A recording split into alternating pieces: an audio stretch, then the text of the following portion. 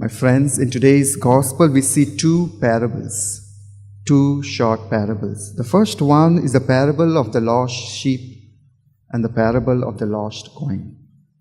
And both this parable comes in response to the attitude of the Pharisees and the scribes. Now our Lord is with the scribes, with the tax collectors and the sinners. He's having a great conversation with them.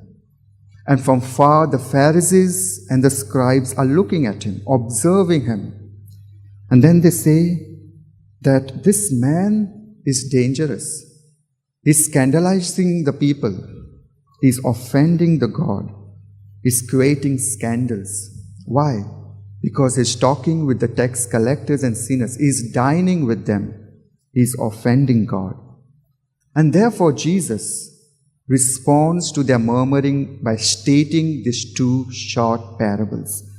The parable of the lost sheep and the parable of the lost coin. And in the gospel, we see the Pharisees and the scribes are scandalized, but God, our God, is rejoicing. He is joyful. The word rejoice and joyful appears 4 times in today's gospel.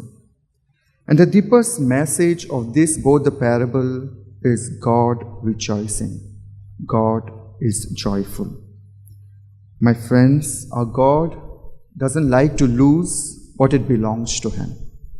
So He always searches. He's always looking. He's always seeking what is lost. Our God who searches for the lost one and brings them back to Him. He is searching just like the shepherd goes in search for the lost sheep. He is searching just like the woman goes in search for the lost coin.